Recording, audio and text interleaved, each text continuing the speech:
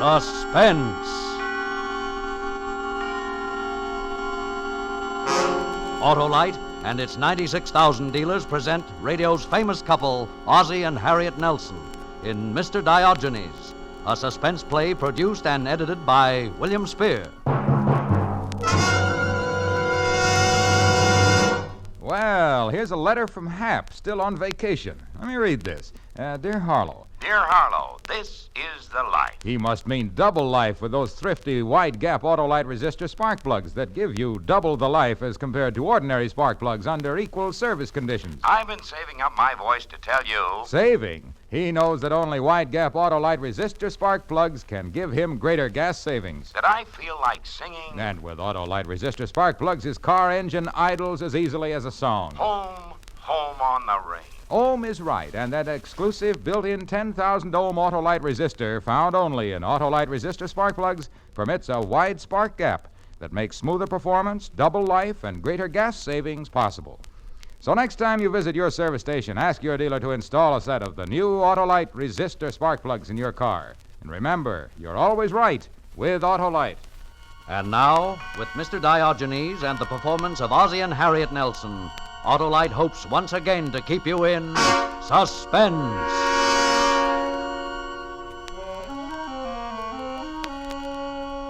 It was last summer. David and Ricky were at camp, and Harriet and I were spending a few weeks at our old apartment in New York. The excitement began with 6 cents, a nickel and a penny. I didn't find out about the nickel until later, after it was all over, but, well, that's the way things go sometimes. Caesar didn't know about Brutus, Custer didn't know about Sitting Bull, and I didn't know about the nickel. The conversation must have gone something like this. Hello. This is Hector. You crazy fool, I told you not to call me. But no one could be listening in on your switchboard, my dear. As you realize, we are on the very brink. Before proceeding further, I must have your assurance there have been no changes. I told you that. Nelson is still the one. Right. But gee, I'm getting worried. Oh, calm yourself, my dear. So he talks afterwards, so they start asking him questions. You have my assurance he won't talk. Yeah, but just... No one ever got a straight story out of a dead man. What? Dear Dead? me, I thought you understood that. No, I didn't. Listen, Hector, I don't want any part of this. Unfortunately, my dear, you already have a part of it.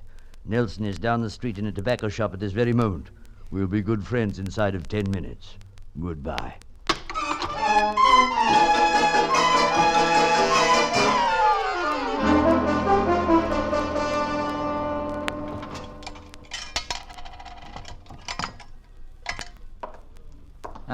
You lose the bet, Eddie. You haven't gained a pound. Take a look at the card.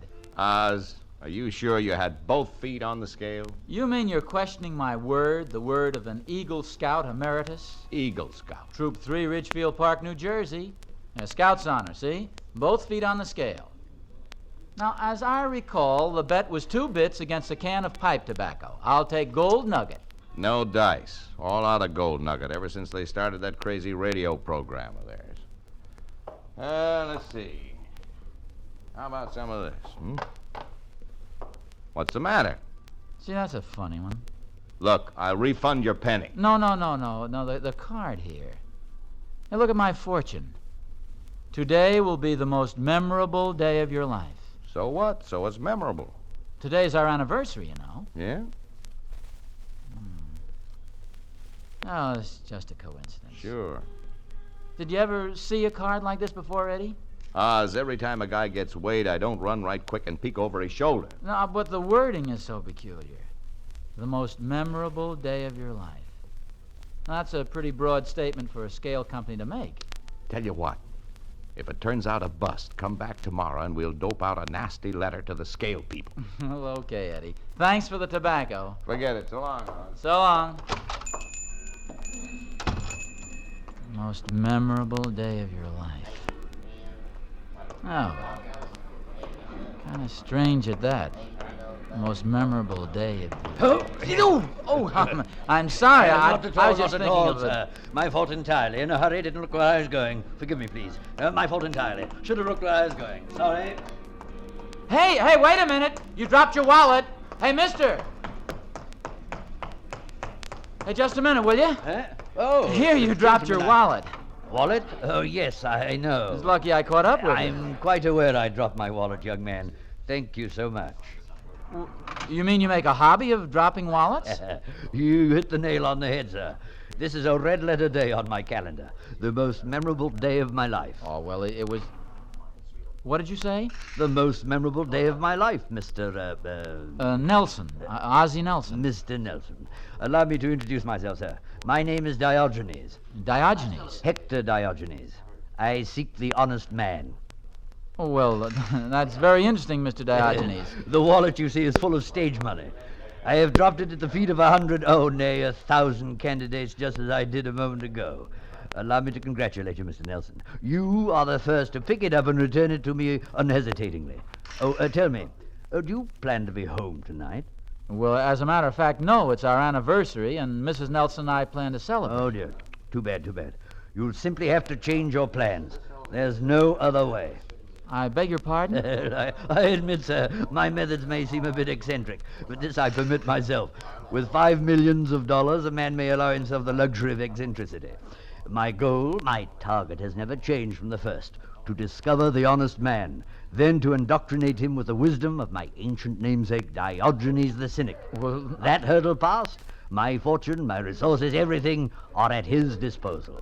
But now, wait a minute, just a minute. Let me get the thing straight. It's very simple. Here, in this leather-covered book, are the Discourses of Diogenes, the wisdom of the greatest thinker the world has ever known in 20 short pages. Now, you will take this with you, Mr. Nelson, and commit it to memory tonight. Tomorrow morning at 9 o'clock here at this very place, we shall meet, and I will hear you recite.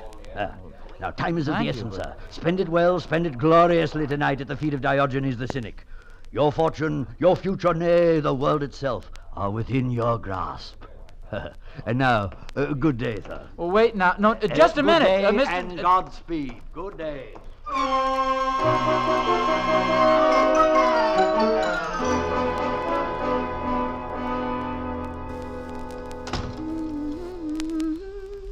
Harriet? Harriet? In here, dear. Oh, hi. Home a little early, aren't you? Yeah, I guess so. How's the new hairdryer work? Oh, wonderfully. See? All dry. Oh, well, for once, I gave you something useful for Christmas. You certainly did. Oh, gosh, I'm so excited about tonight. Oh, that's nice. Dinner, a show, and maybe dancing afterwards. Shouldn't I be excited?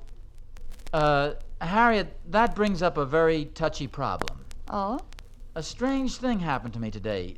Sort of weird, you might say. In fact, I don't know what to make of it. Well, you've heard about that already. About what? The tickets. Tickets? Oh, I thought that's what you meant. Everybody in the building here got a free pair of tickets to South Pacific tonight. You're kidding. No, sir.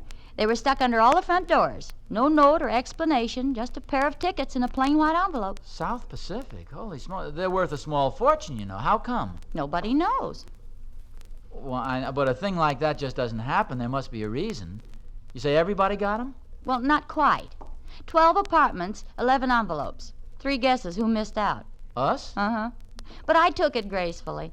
I told everybody we were still going to celebrate our anniversary, even if we had to buy tickets to something. Gosh. Harriet, does something about today strike you as kind of different? Well, sure, it's our anniversary. That makes it different. No, I mean something strange. You might even say memorable. Memorable? What I mean is if somebody happened to predict that today would be a very memorable day, all this would sort of bear him out, wouldn't it? Ozzie, has Madame Zaza been reading your palm again? Well, not Madame Zaza, but a scale.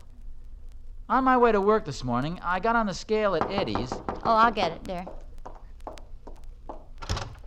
Oh, hello, Mrs. Pearson. Mrs. Nelson, I hope you don't mind the intrusion. Hello, Mr. Nelson. Hello, I Mrs. guess you heard Lemuel told my husband, Captain Pearson. Ship got in last night, and as usual, Lem's completely done in, but completely. I couldn't get Captain out tonight with a team of wild horses, so I want you to have these. Oh, what's this? The tickets. To South Pacific? Yes, I heard you folks missed out, and it seemed such a shame being your anniversary and all. Oh, that's very sweet of you, Mrs. Pearson, but I should think your husband would Not love the to... captain. No, sir. Home he is, and home he stays. So take him and have a good time. No skin off our noses. We're going to stay home tonight and watch the television. The fights are on, and Lem's never seen our new set, you know. Oh, and speaking of television, there was something I did want to mention, Mrs. Nelson. I hope you won't take offense. Well, of course not. What is it?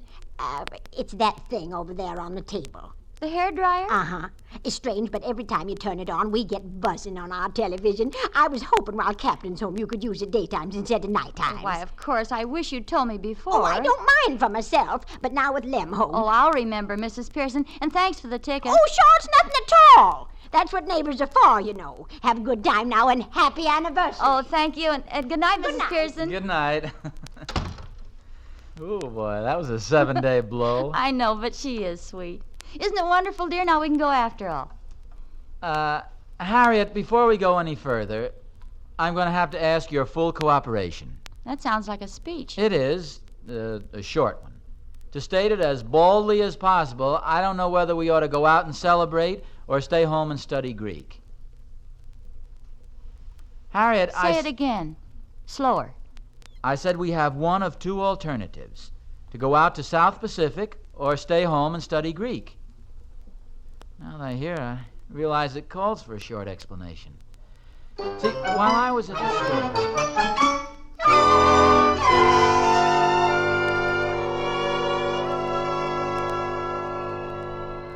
Do you mind the radio, dear? No. But what is Caesar to a cynic, but Zeus, who hath deputed him and whom he serves? I'm glad you asked that. Now, please, It's 7:30, dear. I just thought you might like to know. Get this. Right on the subject. I'm listening. A woman came upon Diogenes sitting before his hut during the revels of Bacchus. "Foolish man," she said, "why do you turn your back on this festival? Why rest idly here while others go to play at the theater?" A very good question.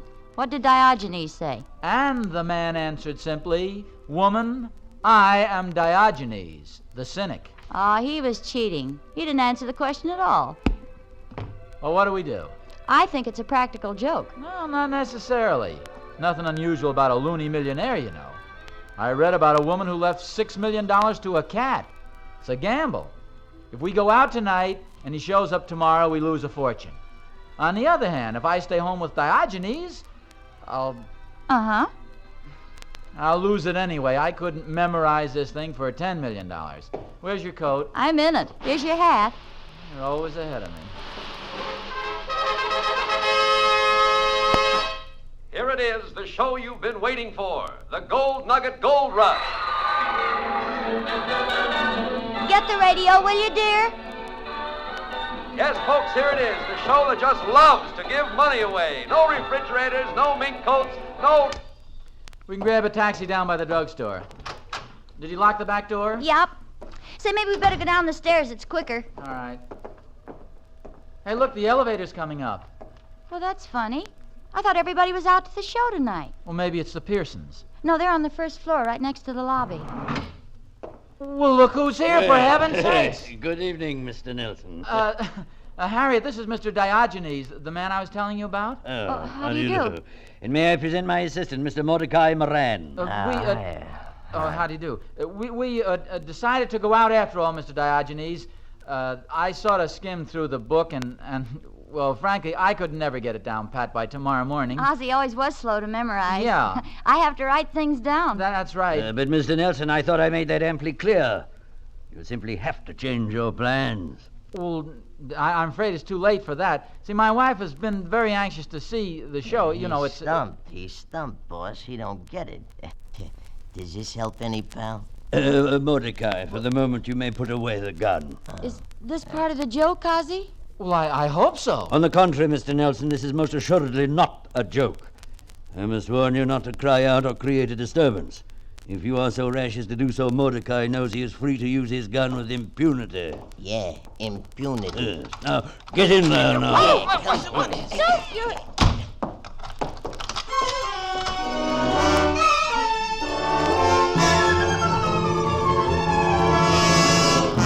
Autolite is bringing you Ozzie and Harriet Nelson in Mr. Diogenes, tonight's production in radio's outstanding theater of thrills, Suspense.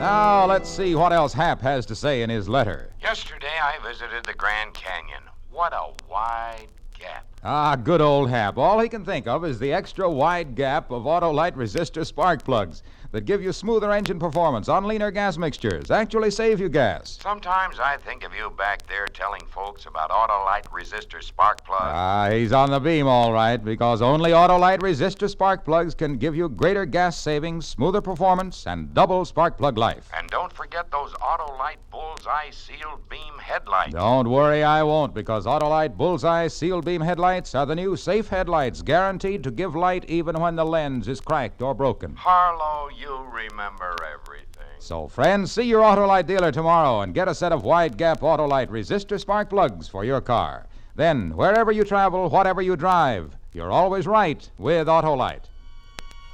And now, Autolite brings back to our Hollywood soundstage our stars, Ozzie and Harriet Nelson with Joseph Kearns in Mr. Diogenes, a tale well calculated to keep you in suspense.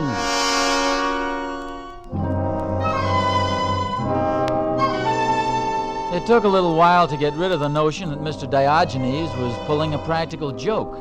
He had just walked out of a comic strip somewhere. But he wasn't kidding. His little pig eyes had greed in them now. There was something cruel about his floppy, fat jowls and his thick lips. He was like one of those blown-up animals in Macy's Christmas parade. And Mordecai, he looked like he'd crawled out from under the reptile house at the Bronx Zoo. The minute the door closed, both of them headed for the radio. It's a nice radio you have here. Very nice. Where would the switch be, Mr. Nelson? Oh, yes, here. Now listen to me. Before you settle down for the evening, whatever you want, we don't have. Can you understand that? It's some other Nelson. New York is crawling with Nelsons. There are more Nelsons in New York than there are in Sweden. Furthermore, we aren't rich. Mordecai. We don't collect Yeah, plans for atomic Ozzie, look projects. That's enough, Mordecai. Everything in its place, Mr. Nelson, and in its proper time.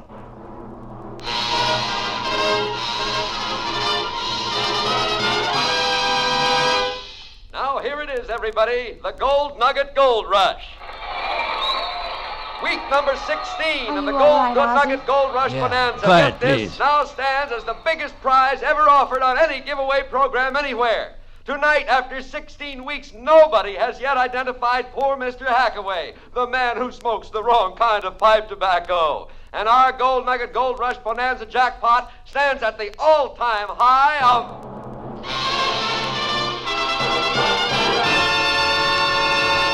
$58,000 in cash. Ozzie, what is this? I don't know, but I think I'm catching on. Tonight, as usual, our phone call will go out to one of the thousands of discriminating men who long ago discovered the rich, bite-free mellowness of Gold Nugget pipe tobacco. And tonight, as usual, our Pony Express rider is waiting at his post with $58,000 in greenbacks in his saddlebags, ready to go if our contestant correctly guesses the identity of that unenlightened, misguided, long-suffering fella who smokes the wrong kind of pipe tobacco, poor Mr. Hackaway. Now, while we're getting Mr. Hackaway out of his wheelchair and up to the mic, stand by your phone. Turn that down, Mordecai. Yeah, boss. I couldn't help hearing you say you were catching on, Mr. Nelson. Ozzie, they're calling you tonight? Ask Mr. Diogenes. Exactly. Perhaps you didn't realize, Mr. Nelson, how lucky you were. Well, how did you find out about it? Boss, shall I... No, Mordecai. I don't think we need concern ourselves with the possibility either of these charming people will behave indiscreetly after it's over. I became acquainted a short time ago with the telephone operator on this program, Mr. Nelson, and she informed me, in return for a share of the proceeds, that you were selected early this week. It then became a simple problem of ensuring against intrusion by the other denizens of the building here. That's where the tickets came from. Precisely. And ensuring also that you would be at home at the time the call was made. Hence my little gambit with the wallet this morning. Now, attend me carefully. The call will come through in a moment. I shall take it. A word and outcry from either of you, and Mordecai shoots. Is that quite clear? Yeah, but you know you'll never get away with it. Enough already. Yes, sir. Here's the big moment now, folks. The phone call is going through, and while we're waiting for the connection, here once again is poor Mr. Hackaway. He scratches a match. He lights his pipe. He inhales. And of course, because it's the wrong kind of pipe tobacco, that's all there is to it. The rest is up to the lucky man who's getting tonight's call. Who is Mr. Hackaway? All right. Steady now. Don't take your eyes off the Mordecai hat. Hello. This is the Gold Nugget Gold Rush radio program, sir. For security reasons, we are identifying you only as Mr. O.N. Would you give me your name, please? Oswald G. Nelson. Fine, fine. You, sir, are our lucky contestant tonight. Is your radio tuned to our program, sir? Indeed it is. Good, good. Then you know about poor Mr. Hackaway. Have you any idea who he is? I think so. Remember, you only have one guess. If correct, our Gold Nugget Pony Express rider will arrive at your home with $58,000 in cash within the hour. I don't need to point out that's a load of hay. So don't hurry. Think carefully. Think, Mr. O.N. Take your time and think. Now, who is poor Mr. Hackaway? Harpo Marx. Harpo Marx! Harpo, you're absolutely correct. Harpo Marx it is. Congratulations, Mr. O.N. You've just won yourself $58,000 in cash. Our messenger is on his way. Oh, goodbye, Mr. O.N., and congratulations. Yes, goodbye, sir.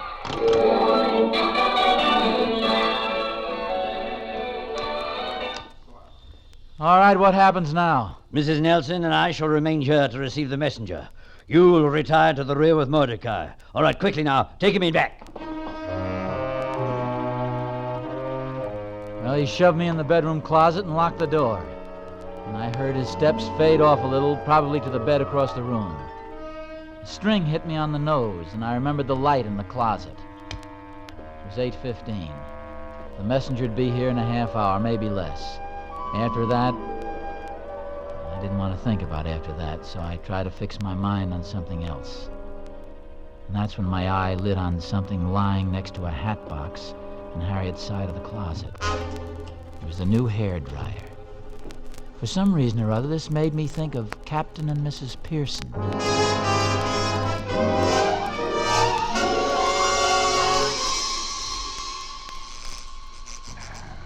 Doggone this thing. Lem, dear, it's as simple as ABC. Look. I don't know what happened, Mary. All of a sudden, the picture listed heavy to port, and she began to spit at me. Why, there's nothing to it. It's beyond me how you can drive a steamer, Captain, yet throw up your hands when it comes to a television. See this knob here? This is for sound, and this is for your picture. Oh, dear. You see? That's what happened before. Why, I don't understand it. Let me... Oh, I know. It's Mrs. Nelson. Is it? But it can't be. Can't it? No, I gave her our tickets. They're out. What are you talking about, Mary? Her electric dryer does that. Maybe she changed her mind and stayed at home. I'll run right up there. No, forget it. No use raising a hob over a little thing like that. How do you turn it off? Well, here, let me. The fights don't come on for an hour anyway. She'll likely have her hair dry by then. Funny they didn't go to the show. Wait a minute. If I'd known that, I'd... Mary. What's the matter, Lem? Wait, don't turn it off. Let me listen.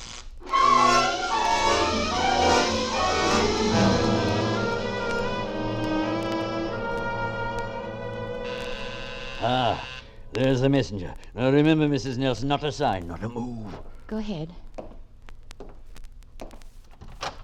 Yes? Oswald G. Nelson? Yes, that's right. Happy prize money to you. Happy prize money to you. Happy prize money, Mr. Oswald G. Nelson. From the Gold Nugget people to you. Here's your package, sir. Congratulations. Oh, thank you. Who are those gentlemen with you? These bums? These fellows are from the armored car people. Mr. Nelson, for security reasons, your name won't be released to the press until tomorrow afternoon. Mm-hmm. We suggest you tell no one about this until the money is deposited. That's very sensible, very. Yeah. Thank you, my good man. Thank you. Good night. Yes, good night, sir. Mordecai! Mordecai! We've got it! We've got it!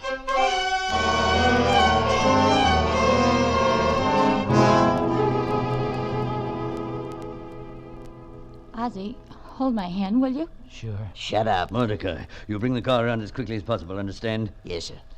I don't want to seem nosy, but where are we going? Mordecai and I are going to Cuba. What about us? Where are you going? Oh, yes, indeed. Where? That's a good question, but perhaps a little beyond us, don't you think? More a question for a metaphysician or a philosopher, I should say. Yes. Now, if you'll step out into the lobby, we'll... Who's that? I don't know. Stand right there. Wait. Don't move lest I blow you to Davy Jones with this hair going 45. Ozzie, it's Captain Pearson. Ozzie! Oh, dear, he's passed out.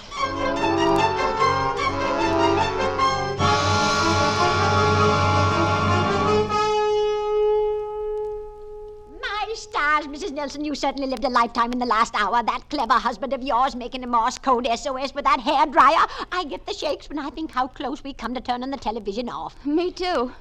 Who's that man with Ozzie? I don't know. He come up just as Lemon, the officer, took off in the patrol car. Oh, would you excuse me for a minute, Mrs. Pearson? Sure, go ahead. What are they doing? I guess I figured it wrong then. I get $2.25, but if you say $1.79, well, I guess you ought to know. Good. Shall I let you have it now? I just happen to have some spare change in my pocket. Yo, I guess I'll be all right. Okay. There's $1, 50, 75, and 2, 4. 4 makes 79, right? Right, and here's your package. All square. All square. Thanks a lot, Mr. Nelson. Good night. Good night. Ozzie, you gave him the $58,000. Well, sure, everything's settled now. It's all square. Who was it? Well, the income tax man. Oh, no. Come on, silly, let's find a taxi. We've still got time to make the second act.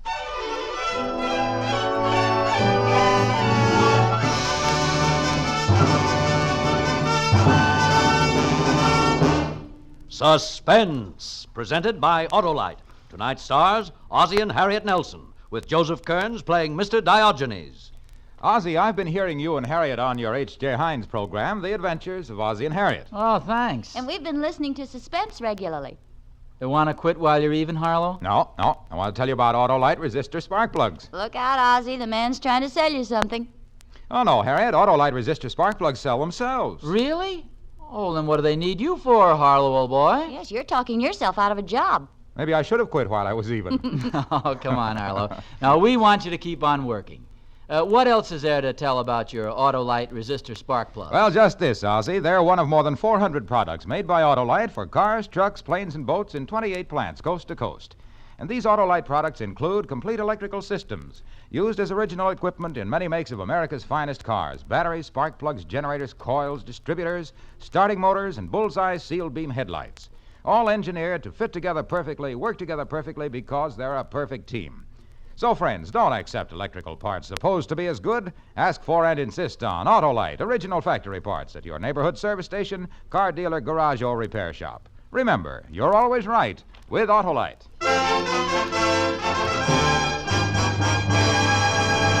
Next Thursday for Suspense, Rosalind Russell will be our star. The play is called Consideration, and it is, as we say, a tale well calculated to keep you in suspense.